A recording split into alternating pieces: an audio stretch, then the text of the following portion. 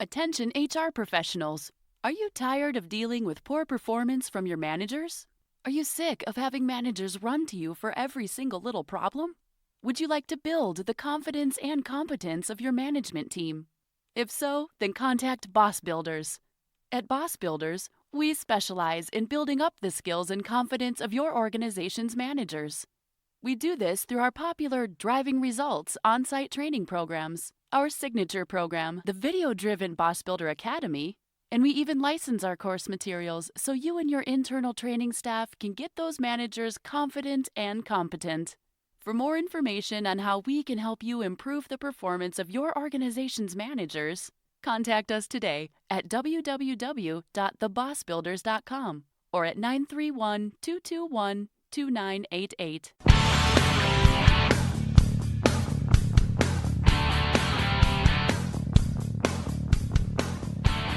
Well, hello and welcome to this episode of the Boss Builder Podcast, the podcast for those of you who are new to supervision, those of you who are in the role and struggling, and even some of those of you who are thinking about one day making the important transition to management. If you're the boss, you probably realize that not every employee is going to be a superstar. Some employees are just going to be average. They'll just come to work, do their job, nothing remarkable, go home. And then there's the select few who make it their mission to cause trouble. These are what we refer to as disruptive employees. And so what we're going to look at on today's episode is how to deal with disruptive employee behaviors. Our guest is Dr. David Clayman. David is a clinical, medical, and forensic psychologist. He deals with disruptive employee behaviors. He gets people referred to him and he takes care of them. And so what we're going to do is we're going to ask him some questions about how do we handle disruptive behavior. David is a great guy. I love him. He is funny. He's kind of like, Dr. Phil, Gordon Ramsay, and Mr. Rogers all rolled up into one. He's going to take you through some scientific stuff that may be a little bit hard to grasp, so you may rewind it a few times, but you will get some actionable strategies and realize that you are not alone when it comes to dealing with disruptive employee behaviors. So with no further delay, let's meet our special guest, Dr. David Clayman.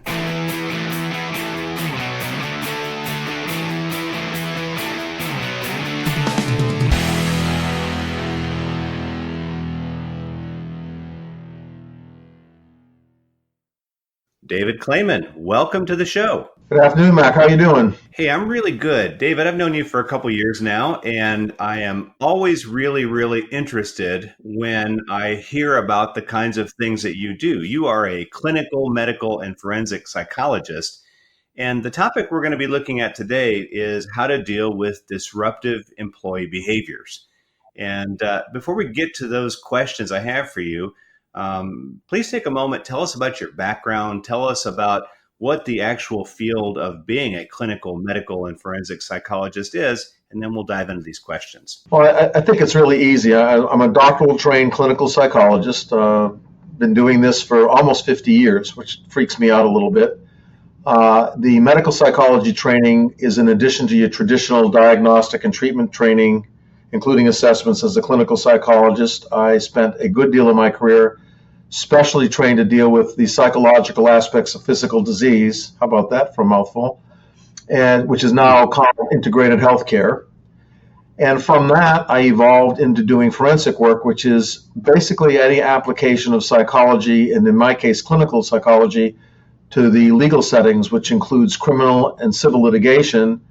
And part of the civil litigation world is a specialized area called fitness for duty, return to work, and functional capacity evaluations, which are the kinds of things that employers generally contact me about. So I guess now let's put yourself in sort of the chain of I guess events. So let's say that a manager has a disruptive employee. So does this then go to HR? Does HR then refer them to you? How do you normally get called into these things? Well, I think companies have become really educated over the years. I think this is really wonderful. Starting out with the EAP movement and dealing with substance abuse, presaging what we have now. And now EAPs are real common in bigger companies where you can have employees go for little or no cost in secrecy to talk about work-related or personal-related issues that are impacting work-related behaviors in a bad manner, bad team problems, poor productivity, absenteeism, those kind of things. And that's been going on forever and ever. And generally what happens, they say that an EAP is not a crutch or a club, that you can't lean on it as an excuse, nor will we use an EAP to get rid of you. It's to try to, in a very short term, resolve problems, keep people at work if you possibly can, and then get them on their way back to being healthy. That's the standard. And HR has done a lot. The work you do as a coach and others that we know, like Margie Bush, all of you work to try to maintain a healthy work environment. As in any bushel basket of fruit, sometimes one of the pieces of fruit gets a little bit sour and does not respond to the policies and procedures, which I could not emphasize more than anything on this. First of all, I'm not a lawyer, but the big thing, Mac, is every company has to have policies and procedures, not only on the standard stuff, but how to deal with crises. It's just absolutely critical. And if they don't, then they're in trouble because they're not going to apply these things in a regular manner. My world is the dysfunction world. I know your world is the growth and team building world. Mine is the world in which one grain of sand, a bad ball bearing, or a huge piece stops the machine, often the worker or the company, and impacts things adversely. And people will contact us on a regular basis to determine whether someone is fit to safely and effectively perform essential job functions. How's that for another mouthful? And that's our job. That sounds like lawyer speak right there. Essential job functions. I actually live in the lawyer's world.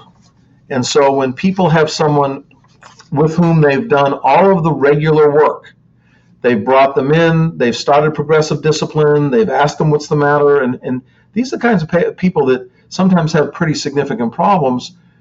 You get to a point you're saying, well, is this person really able to work, or is this something interfering with them? And that's when you do a fitness for duty evaluation. There are very specific guidelines.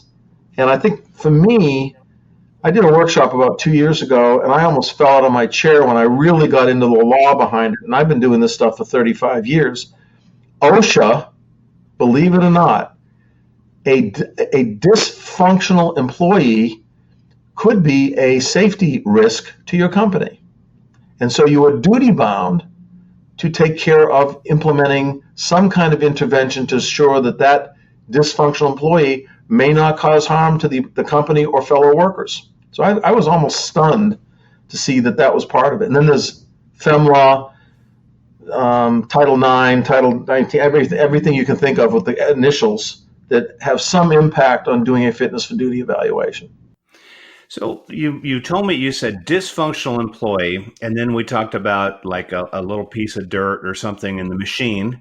And so is there a difference between the dysfunctional employee and their disruptive behaviors, or are they one and the same? Well, this is why people will call us. Great question. There are tons of dysfunctional behaviors that people can manifest in a work-related setting.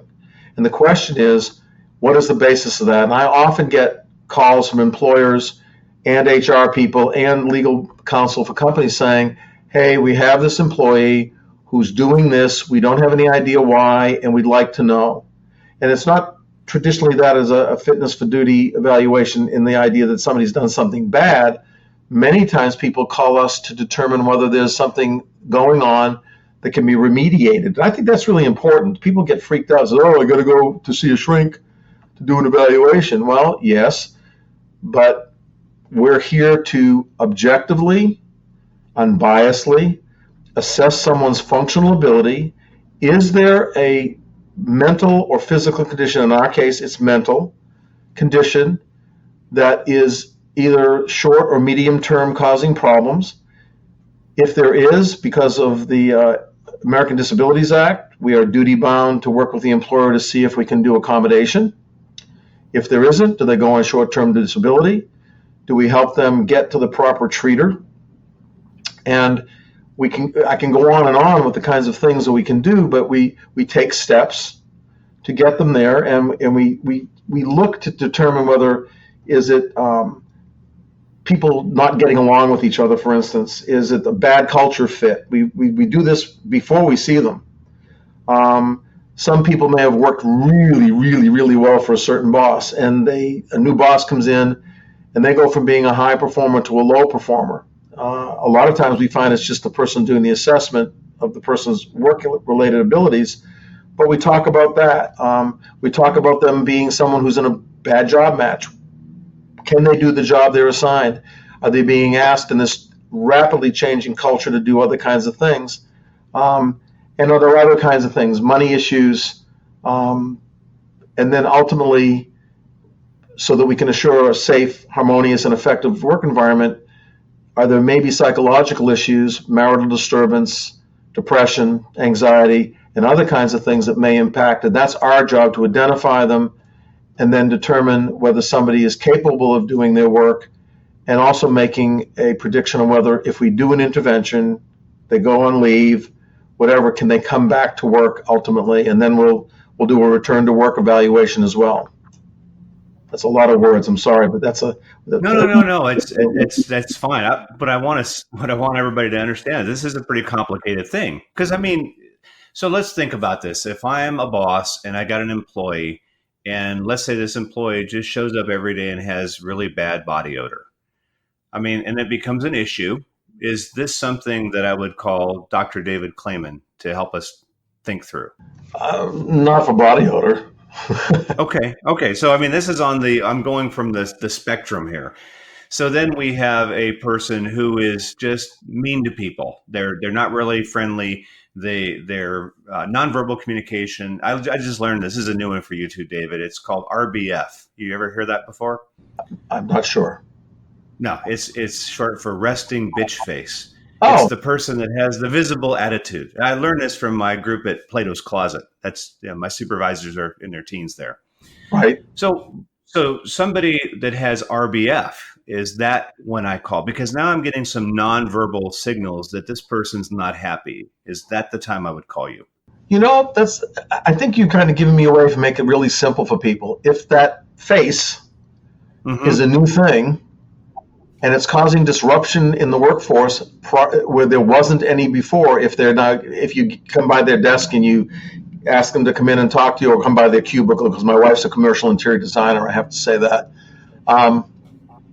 If you come by and this person's never been this way, and now they're being grumpy faced, how's that for a grown-up term? When you come by and they don't want to do the job, or they're doing it sloppily, and they are a change off their usual baseline, their usual behavior, that's one of your first key indicators that there might be something going wrong for a number of different reasons.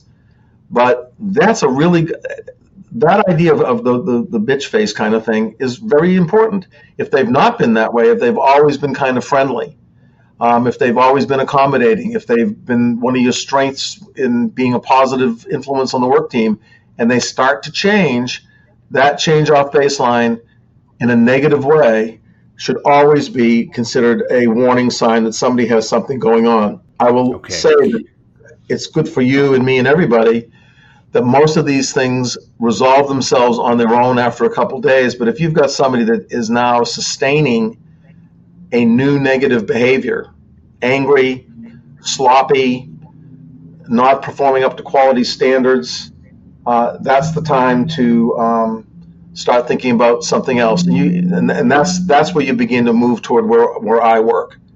The other part is if you've got people doing dysfunctional, illegal behaviors under our laws for harassment and other kinds of things, people get sent to me for that, to be assessed, and then to have an intervention program designed. Okay, so it sounds like that the managers is the first line of defense, is to be paying attention to these things and addressing them. Of course, I would say in consultation with their HR support. And because a lot of these things, RBF, we could clarify it. We teach different scripts, hey, David, when you give me RBF, I feel like there's something wrong, help me understand what's going on here. But what I want people to realize is that they've got to start handling these things. After all, we wouldn't just want a direct line from I have RBF today to we get to sit in front of Dr. Clayman tomorrow. That's, I think, jumping through a lot of hoops we don't need to do. So I guess, is awareness as the boss important? As for the bosses, it's important because most employees put on different faces for the boss than they do for everybody else. And Mhm. so I think for the boss, it's to not feel like you're going behind the back of someone, but to check out your perceptions, make sure that it's not just directed at you as the boss for some distortion or unknown reason, and to be deliberate and understanding about this kind of stuff. Go in and check with your HR professional and make sure that that person's. What if the HR professional, you don't know this is the boss, has access to attendance records, or at the last employee meeting, this person was being a grump or being disruptive or being angry, got passed over for promotion, been asked to take on additional job responsibilities, and has responded in a negative manner. Those are things you all generally handle on your own. It's when there's a suspicion that something's happening that could harm the company, harm coworkers, and cause significant kinds of problems to the work environment as well as to the production line or to the warehouse. Any of these places, we do school bus drivers, teachers, lawyers, physicians, you name it, and I've probably done an evaluation on that job-based population, all with different kinds of things. Guess what I see physicians for? This will be fun for me to ask you a question. Oh, Lord. Maybe just being a holy terror in the operating room, throwing instruments or things like that. Right on. Perfect. Is that right? Okay. Well, I'm just telling you what I experienced when I was in the military working in healthcare. So that frightens me that it's still going on outside. Oh, not now with electronic medical records. Every physicians hate electronic medical records, and so they don't do their charting right. And you try to tell them that they have to. This parallels. I can segue into lawyers not keeping track of their time appropriately so they can be billed. This goes into Hmm. teachers taking time off when they should be there. So you have all of these kinds of behaviors that you can begin to see how they can be problematic and cause, very often it's because they could cause a legal problem if not dealt with. A boss who in 2019 is still, after several warnings, hasn't maybe entered the progressive discipline system yet, but is making inappropriate statements, standing too close, um, not understanding why someone might file a grievance and then inadvertently acts in a retaliatory manner. And I'm using all those words because any HR professional or boss that hears those should know that those are all beginning grounds for legal action taken by an individual who is a disgruntled employee. And so you begin to see all of these things. We had a school bus driver that was on the side of the road asleep 7 minutes after the person dropped their last student off. They did a talk screen on her, and of course, came back positive. Hmm. Um, that was a good call. And this woman came in very angry that she was having to be evaluated, and was stunned when we said, "Look, this stuff happens. What we need to see is you being responsible and accountable, doing the right thing, getting yourself into treatment, and making sure this doesn't happen again." And that's the positive flow of a fitness for duty evaluation. Identify the problem, work with the person to understand it, communicate with the employer and the HR people and the legal counsel for the company, and then see what we can do after that to get them back on the job. It's too costly to replace good workers, and it's too costly to keep bad workers. So those are the kinds of things that we try to do to get people ready to do a fitness for duty. And now let's take a break for a quick word from our sponsor. What do you do when you have an employee who is highly skilled and highly motivated but is still not successful? Some of these symptoms might be a person who's abrasive to others. Maybe they're not able to effectively communicate to others. Sometimes they say inappropriate things in meetings or in a one-on-one session. You observe them being culturally insensitive or highly opinionated. Or maybe they just have a few rough edges that need to be removed in order to be successful. In these cases, training is not your best option. At Boss Builders, we recommend coaching. Our strategic partner, Wisdom Tree Coaching, provides one-on-one or group coaching to resolve focus factor problems. The ICF certified coaches at Wisdom Tree Coaching use behavioral assessments and 360 surveys to define the root issue of the problem and then co-create solutions with the client. Wisdom Tree Coaching also facilitates a popular practical course entitled Coaching as a Discipline for Managers. Your managers will get helpful and useful skills to provide a coaching approach with their direct reports to mitigate and eliminate focus issues. Remember, training fixes skill problems. The best way to fix a behavior problem is through coaching.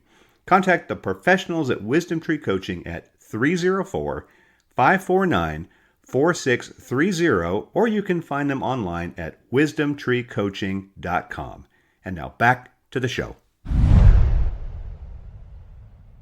So in your experience, David, do you find that when we get somebody, let's take the example of the bus driver. I mean, do people come back from that? Do you get physicians that say, I realize I've been really bad.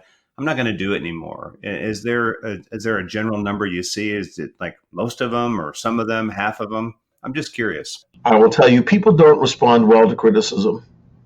I'm sorry. I'm smiling. I wish you could see the smile on my face, because depending upon how long they've been on the job, what their underlying personality is, how many other times they've been called on the carpet, how much they tend to externalize blame, how much they hate to be seen as a cause of trouble rather than the recipient, the victim stance. I mean, I know you all probably lecture to HR about employees that present themselves as victims. Oh, yeah. Victim stance. Yeah. So part of, and there's a really difficult place, because I represent usually the company doing its best to protect the company, the other workers, if it's a retail or publicly, the public, and the worker. The worker has an enormous amount of protective rights, and I don't want to go over all of the laws, but somebody who does fitness for duty evaluations really has to know the law and not just be a kind-hearted clinician who's doing something nice. Part of my job is to be as dispassionate as I can, to not be seen as an instrument of the company to get rid of a person, but to provide the company with good functional information. And we'll get back to functional, I hope, before we sign off, about the person in a way that allows a good administrative legal decision to be made about a person, as well as a good rehabilitative decision made if this person is in a place where they can be rehabilitated. There are people that can't, people with dementia, other kinds of things. So we can go into a couple examples of things that we do that have been pretty interesting for me recently, where a fitness for duty evaluation has been a major piece of business for a company. Yeah, I mean, if you can talk about those, I'm sure my audience is interested. I am too. Well, I think this is an interesting, for me, it's an interesting issue of a 50-something-year-old employee who was part of a finance department responsible for about $55 million worth of money in a medium-sized company. This person had been a long-term employee. As a matter of fact, their job had always been the center of their lives through about 3 marriages. And suddenly, there were some mistakes being made, and the person was called in. And the first sign was the person blamed their computer for being the problem because the spreadsheet wasn't working right. I mean, they actually said that. Okay. And we got the person in, very bright, very capable, at least on the surface. And what we were evaluating is we found we had early onset dementia. You can imagine having a 54-year-old person coming in and being told that while you have no defined medical problems at this point, healthy as a horse, by the way, there's something not right with your brain, because we do neuropsych testing as well.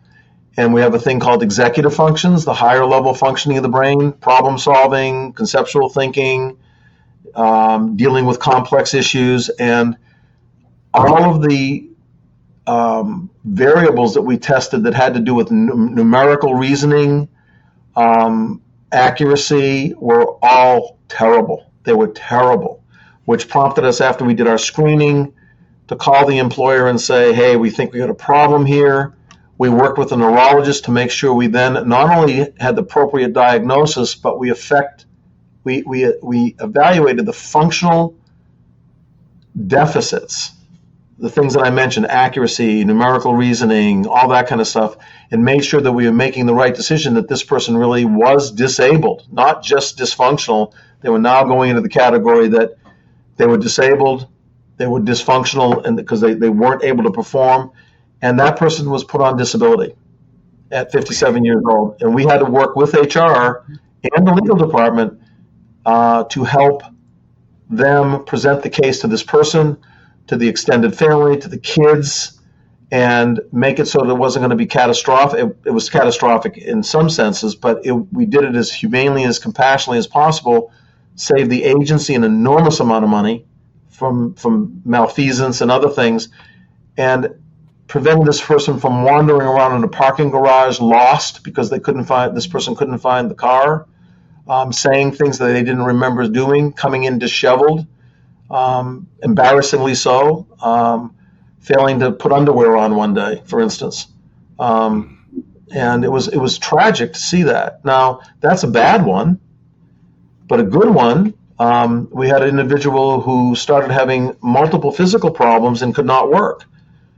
And the boss called us, and we brought the person in, and they had now seen 7 physicians for these physical complaints. 7, count them. And the last one that I couldn't understand, after they saw a cardiologist, a gastroenterologist, so a stomach doc, a heart doc, I can't remember, a neurologist. They saw a ENT for ear, nose, and throat guy. I'm thinking, what are they looking for? Because this person couldn't work, they were having a terrible time. But lo and behold, do you know that the 7 physicians had never talked to each other? I know that'd probably be a surprise for you to hear that too. Yeah, that's actually no surprise whatsoever. They had never talked, and they were getting ready to send this person to a specialty hospital in a huge city because they couldn't figure out the medical diagnosis for this person. I was appalled. A medical psychologist thus said me, maybe what we have here is an undiagnosed somatoform disorder with somebody focusing on physical complaints because something might be going on. I actually did something unusual. I got on the phone and talked to 6 out of the 7 providers personally. 3 of them shocked. And what I said to each of them was, have you found anything from your perspective? None of them had, but every one of them felt they should have. I said, would you, based from where you are, would you have any problems with this person returning to work if we find out what's going on? I said, well, that's why I referred him to so-and-so. Well, they finally got him to me, and much to my surprise, and this was wonderful, this guy was just amazingly wonderful. I said, let's walk through this.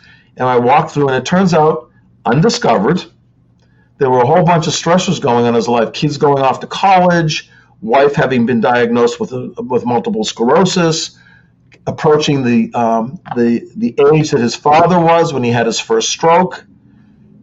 This is a guy that didn't talk about his emotions. We were able to identify it, get him to see a well-trained medical psychologist, healthcare psychologist, and he was back to work in 6 weeks.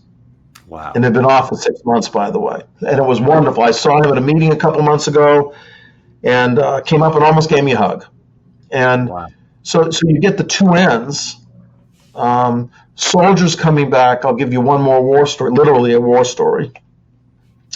Soldier comes back after 3 tours, becomes a cop, had been an MP, then was assigned out to frontline duty, had been a spotter for his rifle team, and the rifle team had been pinned down, and it was his job to find out they found the spotter standing in a doorway, and he had a video taken by one of the news channels of the spotter of what was going on, and he said, watch this, and a couple seconds later the spotter wasn't there anymore because they had shot him, they had blown him up, and he was not functioning well as a cop and couldn't understand why, and he smiled at me and said, now that's a good shot. Now, I'm not sure a lot of people would understand this, Right. But what he was looking at, he says, all I want to do is go back there so I can have that. I became a cop so I could have adrenaline. Wow. And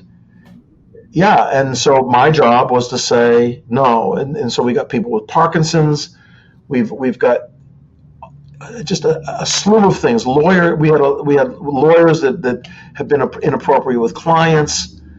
It goes on and on. So any kind of foible in human behavior, when there's a psychological component or a suspicion, depression, making people inaccurate with details. I just, as I do these and I see people coming in here really angry that they're here, because a lot of times they don't want to hear it. But our job is to be objective, to be non-judgmental, and when someone leaves, to at least have them know that we've done a thorough, accurate job in doing a complete assessment, making the appropriate out referrals if we don't have the answers, and then working with the employer to satisfy all legal regulations as well as company policy and moral obligations if they're not all the same thing. Do you find that, because the three examples you gave me, well, two of the three is that basically a person they've been sort of misdiagnosed by the person who is initially making the complaint. So I'm thinking, like, for example, if I'm the boss, I'm looking at this one behavior, I'm making a lot of assumptions about you, like the accountant. You're just lazy and stupid. How could you make these mistakes? And what you've discovered through your analysis is the guy's got a serious medical problem. Does that happen frequently? Often, yes. Okay. And the issue for most mental, and this is important, most mental health professionals know that stuff's going on, but the way in which an evaluation is done, they very often don't sit back and look at everything. One of the luxuries I've had, Mac, as being a forensic psychologist, it changes the way in which you do assessments and the way you look at people, because I get to see every single piece of paper in a person's history, work, medical, whatever it may be, that is legally available to me. Education records. Somebody coming in and saying, oh, yes, I graduated from high school with a 3.75, and we get the education records, and they got those numbers mixed up. It was more like a 1.95, and they're faking their way through things. Or a surgeon who can't. We have a task called the trail making test. And if you remember the old days with you go 1, 2, 3, you just do the dot to dot, and it comes to be a picture. Right. Well, we have a thing called trail making, which is basically a standardized thing using dot to dot. We found that a trauma surgeon, a high-level surgeon, could not do dot to dots. And we have a complex task. It's called a complex task. You do 1A, 2B, 3C, and the person could not follow it. You cannot pick up a pencil, and you have to do it in order, and you can't stop. And it's timed by accuracy and by time. And here's this guy who's had been working overseas, came back here, and I still don't know what was the matter, but we could not clear him to go back to work as a trauma surgeon. So we have these things where there's medical problems. I am not a physician, as I'm not a lawyer, so I'm technically not allowed to diagnose a medical problem, but I'm able to say this array of behaviors is such that it would suggest that there's a problem somewhere. Cardiac, diabetes, gastrointestinal, all of these things that have behavioral readouts. I think there's one of the ads on television now is people that have chronic diarrhea or whatever, colitis and those kind of things. Those are terribly difficult things to deal with. So sometimes it's the disease itself, and sometimes it's the reaction to the disease physically. People with diabetes, high or low blood sugar does things. You have to know that. People with COPD, when you can't get oxygen in, it changes you, and it will look like behavioral. They'll go to their MD and probably underreport. The MDs don't do a great job in screening for psychological, and it's psychological, not psychiatric psychopathology, but psychological bases for somebody's change in behavior or an association with a medical disease. So we have to have that knowledge to kind of put this big puzzle together and say, so what are we going to do? And that's what. So you're kind of like the guy, but in your respect, it sounds like you can refer them to medical or to legal based on your assessment, right? It's a circle for all of us. We can all either in order or cross refer and work. That's the important thing, Mac. It's got to be a team effort.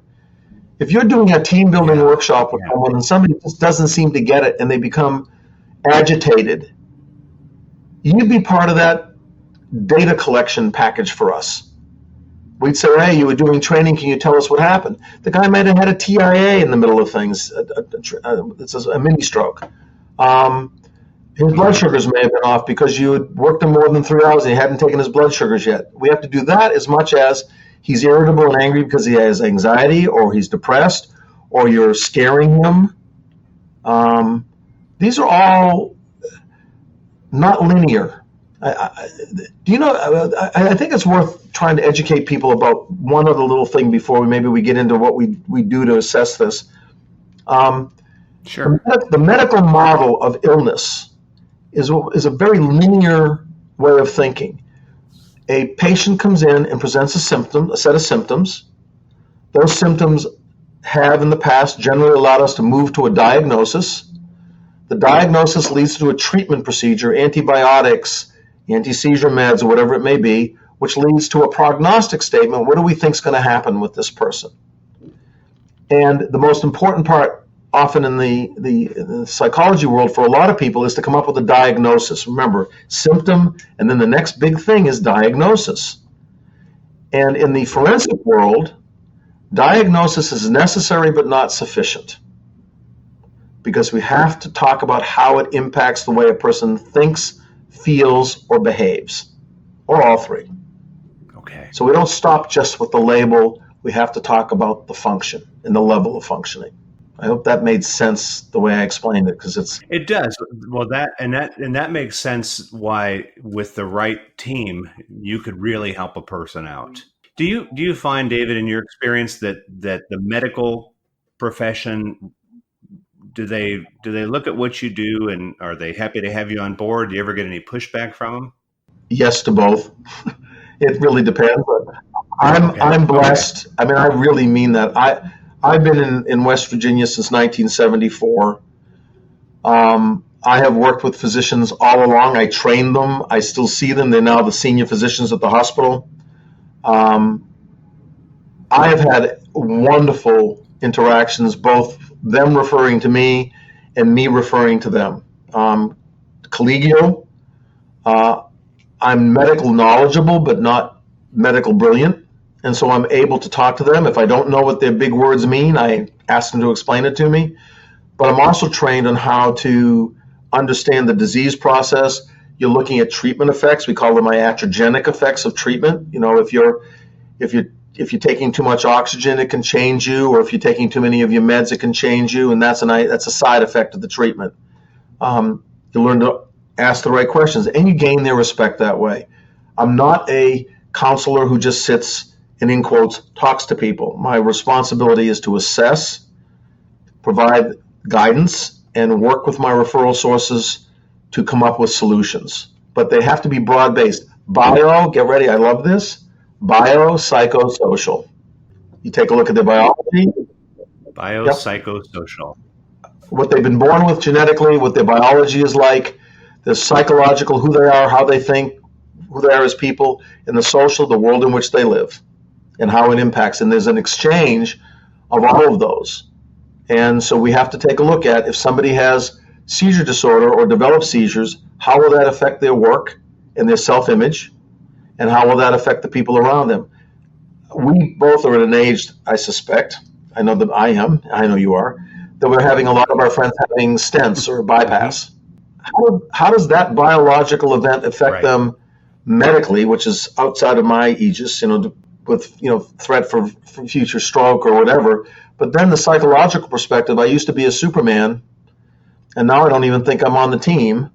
And then how do I relate to the world, my family, my colleagues, my fellow employees? So you have to be able to understand the integration of all those and present them in pragmatic, non-psychobabble terms. we don't use a lot of psychological terminology except if it's appropriate to, there's no other word to use it. And that's what we try to do. So it's fascinating work. And we're dealing with people's lives in a way that you don't want to hurt, but you don't want to hold on to somebody that's going to hurt you. And I think HR bosses are always put in that position, and we're there to provide that kind of backup and support to make the right decision. Yeah, it's a big responsibility. Well, David, I have time for one more question. And so I think what a lot of people fear, because we see it on the news, is what happens if an employee comes back to the workplace? My son is a manager, and in the back of my mind, I'm always worried about this. Somebody that he's had to fire because he's had to do it stalks him. Is there any way, and I don't even know if this falls into your area, but from your perspective, any way for us to be able to predict those things, or any way that we could possibly prevent those kinds of things? Is there any pattern that you see to that? There's not a lot we can do. Unless the person manifests a disturbance that we can diagnose and we can make an assessment, and this is generally across the boards, across all jurisdictions, unless we can definitively say that we believe that this person is an imminent threat, not just maybe a threat, we are pretty hamstrung. And a lot of times, if you make, let's just say I said, Mac Monroe is a hothead, and he's gotten upset because nobody's come to his seminars in the past few weeks, and he thinks it's the guy at the convention center that's blocking it. How much luck am I going to have going in and telling the police or even the person that owns the Civic Center, and they come and they pick you up at your house, and you're sitting there going, what the heck are you talking about? And you go to a mental hygiene hearing, and the mental hygiene commissioner says, there's nothing the matter with this guy. We have a lot of trouble. Given all the shootings and all the retrospective stuff we have, if we had access to that data, HIPAA prevents us from having access to a lot of data, Mac, that we can't do anything about. And what we have to do is take appropriate security precautions. Right. And my hope is, because this is something, I do this with cops a lot, with law enforcement, with courts as well, is to give us the ability to, in certain circumstances, get information, even though it's privileged and it's private, to make sure that we're not having somebody go out there. That's a real tough call, and individual rights generally outweigh one clinician's worry about whether we're going to do it. I am called a lot to work with companies to make that judgment. I may not see the client, but I get the story from the company, and I help coach them through to implement the appropriate sequence of events to maybe avoid a tragedy. The problem is if we avoid it, we never know whether it really was going to happen. And after it's happened, we're running around looking at 20/20 hindsight and not always being accurate about what we would have done. The shootings with kids who have autism or have access to guns and everything else, there should be a way we can predict that. But we see millions of people a year who make threats, both to themselves and others, and we can't always implement legal sanctions that would prevent it. So I think bosses would be well advised to find a mental health professional with whom they can consult and use as a resource. And generally, doctor-level psychologists who have experience in forensics and risk assessment, as well as industrial psych, would be the people I would choose and establish a relationship, and only use those that understand that timeliness is a factor, that you just can't put them on hold and call them back in a week. You need somebody that's going to respond and help you immediately. This is a time-sensitive area. It's not, oh yeah, we'll see you in 3 weeks or 6 months. My people get in within 24 to 48 hours. Yeah. Well, one more thing. Is there any advice you can give the boss on a daily basis is there a methodology for them to just pay attention a different way? Is there something you might suggest? Because I mean, the average boss doesn't check in and say, how you doing? Then you get a couple that'll say, hey, David, did you have a good night? Did you watch the game? Is there an approach that you'd recommend where a person could appear to be friendly, but not over friendly, nosy, but not nosy? Well, first of all, it has to be sincere. And small businesses, I'd say businesses, and I'm talking micro businesses under 50, I think a boss can make him or herself visible and available. And um, what was I'm blocking on the person that used to have the checklist of things you're supposed to know about a person when you get to know them. It'll come to me like tomorrow morning. So I'll wait and I'll call you back. Oh, yeah. But I think being there, and then I encourage people to have deputies who are their eyes and ears, not rats. This is not tattletales. This is extensions of a moral base. Finding those people that you and others work with on teams that are in tune with people, that you see that they're functional, and deputize them to be the heart and then the eyes and the ears of management. And if somebody comes in with a concern or even a positive, that then the boss can act in a way that shows that they've been listening. How good will an employee feel when the boss comes and says, "Hey, I heard that you just had a third kid," or "I heard that you're worried when you're off on maternity leave that your place won't be here for you, or that you have to go get a whole new mouthful of teeth and you're ashamed about having to come in here. Is there anything we can do to make that easier?" That's a good work environment.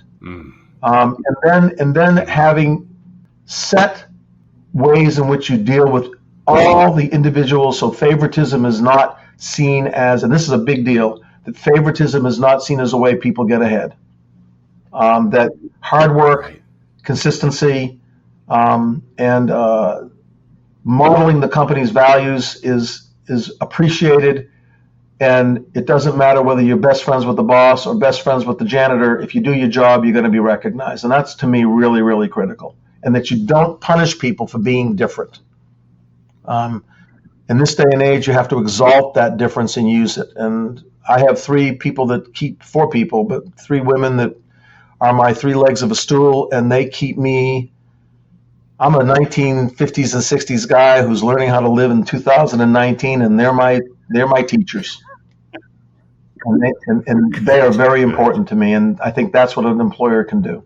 Well, David, we appreciate you taking time out of your busy schedule. These are, I think, some great things that you brought up. And if you're listening to this podcast today and you have situations like this, now I think you know how to talk more intelligently to your HR professional. But I think the bottom line here is that if you treat your workers like humans, maybe there's a good chance that they will respond accordingly. So, David, thank you again. And please keep us posted as to what you're doing, and maybe we'll have you come back again. I'm sure we all enjoy hearing a few more of your success stories. Well, I could also give you some of the pitch, but thanks a lot, Mac, and I look forward to talking to you soon.